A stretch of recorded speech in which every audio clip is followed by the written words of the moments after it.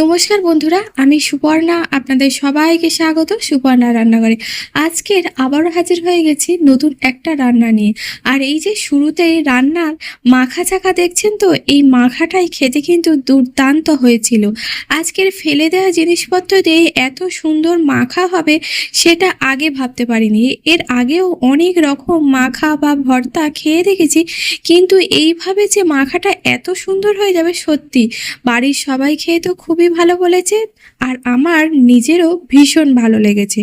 ওই যে আগের দিন চিংড়ি মাছ এনেছিল, সেই চিংড়ি মাছ দিয়ে ঝিঙে দিয়ে আলু দিয়ে একটা রসা বা ঝোল বলতে পারেন করেছিলাম। আর এই রেসিপিটা যে যে দেখেনি, অবশ্যই বন্ধুরা চ্যানেলে গিয়ে দেখে আসুন।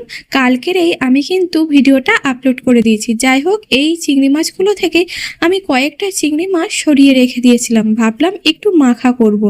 ওমা, এই যে ঝিঙের খোসাগুলো দিয়েই তো মাখাটা করেছি, সাথে কিন্তু আরও অনেক কিছু রয়েছে, যেমন কাঁঠাল দানা। আর আমি কিভাবে এই মাখা বা ভর্তাটা করলাম সেটা দেখার জন্য পুরো ভিডিওটা তো দেখতেই হবে। এই যে ঝিঙের খোসাগুলো আমি কিন্তু রেখে দিয়েছিলাম, আগের দিনেই বলেছিলাম ঝিঙে কাটার সময় একটু নরম কচি ঝিঙের খোসাগুলো রেখে দিলে এগুলো দিয়ে চচ্চড়ি বা বাটা খেতে দারুণ লাগে। আর এই যে কয়েকটা চিংড়ি মাছের একদম খোলা সমেত ছাড়িয়ে নিয়েছি, দেখুন এইভাবেই কিন্তু চিংড়ি মাছের বাটা করলে চিংড়ি মাছগুলো ছাড়িয়ে নেবেন, তাহলে বাটতেও সুবিধা হয় আর খেতেও ভালো লাগে। এই যে চিংড়ি মাছটা ধুয়ে বেছে পরিষ্কার করে নিয়েছিলাম, তারপরে নুন হলুদ মাখিয়ে দিলাম। আর হ্যাঁ, ফেলে দেওয়া জিনিসের মধ্যে এই যে কাঁঠাল দানা, অনেক বাড়িতেই কিন্তু কাঁঠাল দানা ফেলে দেওয়া হয়।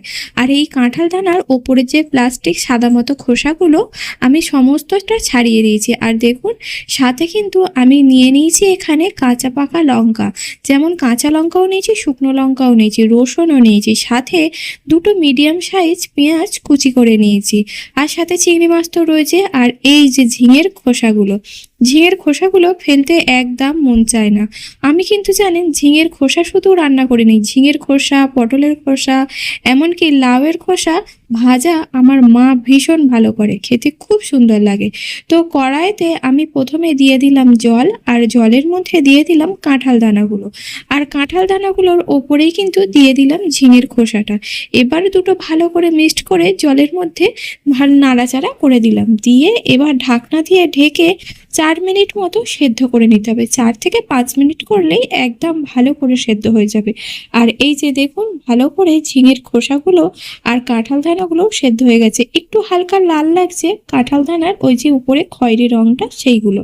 আর এই যে আমি প্রথমে কাঁঠাল দানাগুলো এইভাবে হাত দিয়ে ছাড়ানোর চেষ্টা করছিলাম, আর আজ কিন্তু বর্মশাই ক্যামেরাম্যান হিসাবে রয়েছে বলেই তাই এতটাই আমার সুবিধা হচ্ছে। যাই হোক, এভাবে হাত দিয়ে ছাড়ালে তো দেখছি অনেকটা সময় লেগে যাবে, সেই জন্য আমি অন্য আর একটা কাঁঠাল দানা নিলাম, নিয়ে এই যে বটির মধ্যে এইভাবে একটু খোসাগুলো ছাড়িয়ে ছাড়িয়ে দিচ্ছি। যেহেতু সেদ্ধ, বেশি চাপ দেওয়া যাবে না, হালকা হাতে খোসাগুলো ছাড়িয়ে দিতে হবে।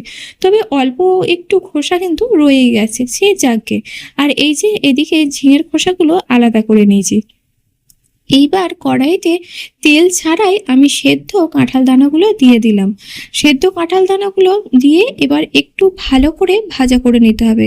কিন্তু দেখছি কড়ার গায়ে কাঁঠাল দানাগুলো একটু লেগে লেগে যাচ্ছে, বেশি সিদ্ধ হয়ে গেছে, আর ছাড়ানোর সময় একটু উঠে উঠে গেছে অনেক জায়গায়, তো সেই জন্যে মানে বেশি দগলে গেছে। সেই জন্য আমি দিয়ে দিলাম ওই চা চামচের 1 চামচ সর্ষের তেল, দিয়ে এবার কাঁঠাল দানাগুলো একটু পোড়া পোড়া করে ভাজা করে নিতে হবে। তো আবারও আমি কাঁঠাল দানাগুলো নাড়াচাড়া করছি, এইভাবেই কিন্তু আপনারা অনবরত নাড়াচাড়া করতে থাকবেন, একটু হাতে সময় নিয়েই এই রান্নাটা করবেন। যাই হোক, কাঁঠাল দানাটা প্রায় 3 থেকে 4 মিনিট কি আরও তার একটু বেশি, এটা আমি কিন্তু সময় বলতে পারবো না, কারণ আমি সময়টা দেখিনি। কাঁঠাল দানাগুলো একটু নাড়াচাড়া করেই নামিয়ে নিলাম। তারপর কড়াইতে কোনো রকম তেল ছাড়াই আবারও আমি ঝিঙের খোসাটা দিয়ে দিলাম। ঝিঙের খোসাটাও আমি একইভাবে নাড়াচাড়া করে নিচ্ছি। তবে হ্যাঁ, গ্যাসের আঁচটা কিন্তু মিডিয়াম বা লো আঁচে রাখার কোনো প্রয়োজন নেই, একদম যেভাবে জোরে গ্যাসটা জ্বলে ওইভাবেই জোরে দিয়ে এই কাঁঠাল দানা আর ঝিঙেগুলো বা ঝিঙের খোসাটা নাড়াচাড়া করে নিতে হবে। তারপরে আবারও 2 মিনিটের মতো ঝিঙের খোসাটা নাড়াচাড়া করে নামিয়ে নিলাম। তারপর আবার ওই শুকনো খোলায় আমি কিন্তু দিয়ে দিলাম এখানে রসুন। আর এই বাটা বা ভর্তাতে রসুনটা একটু বেশি দিলে বেশি ভালো লাগে গন্ধটা, আর খেতেও বেশ ভালো লাগে। আর এই যে দেখুন রসুনটা কিন্তু একটু কালো কালো মতো হয়ে যেতে, মানে পোড়া পোড়া হয়ে যেতে তারপর আমি নামিয়ে নিয়েছি। এবার দিয়ে দিলাম আমি কিন্তু কাঁচা লঙ্কা।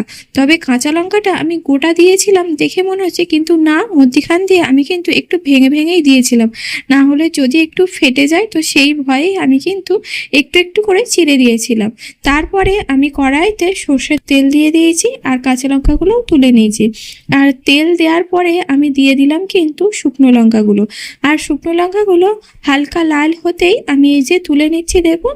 আর তারপর ওই তেলের মধ্যেই দিয়ে দিলাম অল্প একটু কালো জিরে, তারপরে দিয়ে দিলাম অল্প একটু হলুদ গুঁড়ো, দিয়ে তার মধ্যে আমি কিন্তু দিয়ে দিলাম খোসা ছাড়ানো চিংড়ি মাছগুলো।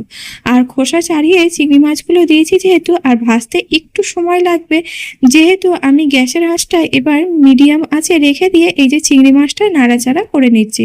আর ভালো করে একটু সময় নিয়েই একদম গ্যাসের আঁচটা আস্তে করে দিয়ে চিংড়ি মাছটা ভেজে নেওয়াটা বেশি ভালো হবে, না হলে শক্ত হয়ে যাবে।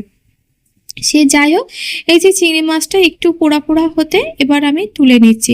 চিংড়ি মাছটা প্রায় ভাজা হয়ে গেছে। এবার চিংড়ি মাছ ভাজা হয়ে যেতে এর মধ্যে আমি কিন্তু দিয়ে দেব পেঁয়াজ কুচি। আর পেঁয়াজ কুচিগুলো দেখুন একদম ছোট ছোট করে আমি কেটে নিয়েছি, খুব বেশি যে বড় বড় তা কিন্তু না।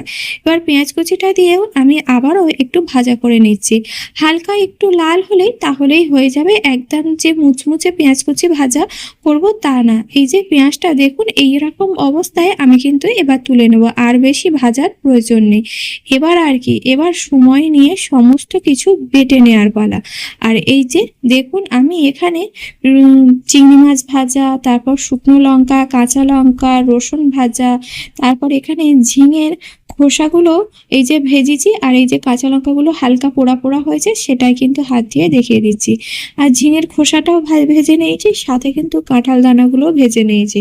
আর কাঁঠাল দানাগুলো একটু কম মনে হচ্ছে, হ্যাঁ কাঁঠাল দানাগুলো অলরেডি খাওয়া হয়ে গেছে। এবার বাটা হবে যেহেতু, শিলপাটাতে বাটলে বেশি ভালো হয় টেস্ট। আর আপনাদের কাছে শিলপাটা না যদি থাকে তাহলে মিক্সিতেও বেটে নিতে পারেন, তবে মিক্সির থেকে চেষ্টা করবেন শিলপাটা হাতের গোড়ায় থাকলে বেটে নিতে। আর এই যে প্রথমে ঝিঙের খোসাটাই বেটে নিলাম, নরম যেহেতু খুব তাড়াতাড়ি ভালো করে ভাজা হয়ে গেল। তারপর কাঁঠাল দানাগুলো আমি শিলপাটায় নিয়ে নিলাম। কাঁঠাল দানাগুলো কিন্তু এইভাবে ভাজা যাবে না, তাই প্রথমে একটু নোড়া দিয়ে ভেঙে ভেঙে দিচ্ছি। ভালো করে সেদ্ধ হয়ে গেলেও তবুও যেন ওপর থেকে যেন শক্ত লাগে, আপনারা সেদ্ধ করলেই বুঝতে পারবেন।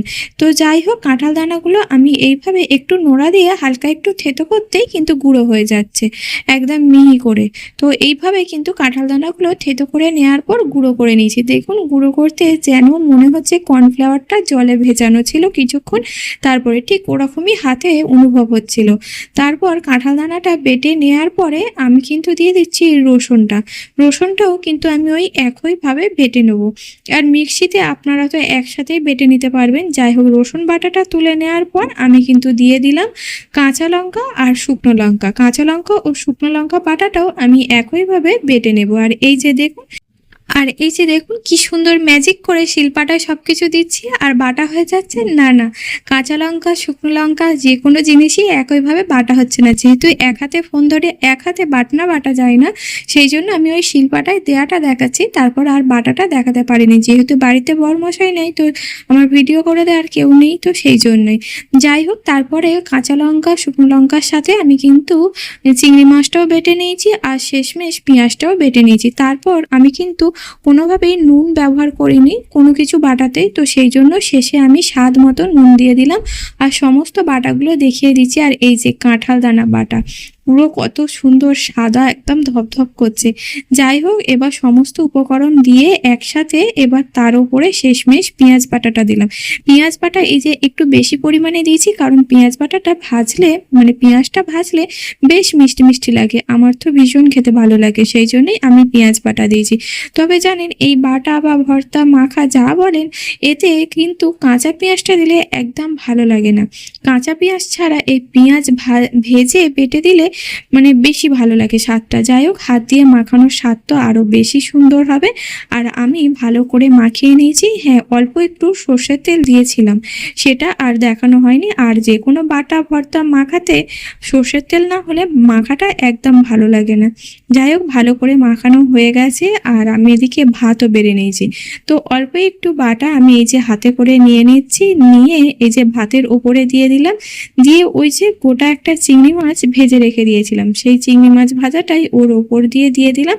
আর শেষমেশ ওপর থেকে দিয়ে দিলাম অল্প একটু কাঁচা সর্ষের তেল। আর যে কোনো বাটা মাখাতে কাঁচা সর্ষের তেল দিলে তো ভীষণ ভালো লাগে। যাই হোক, আমি এবার ভাত দিয়ে খেতে থাকি মাখাটা। আর আপনাদের যদি রেসিপিটা ভালো লাগে তাহলে লাইক, শেয়ার, কমেন্ট করবেন। আর চ্যানেলে নতুন হলে চ্যানেলটি সাবস্ক্রাইব করে পাশে থাকার অনুরোধ রইল। আবারও দেখা হবে নতুন কোনো রান্নার সাথে আর নতুন কোনো ভিডিওতে। আজ তবে আসি।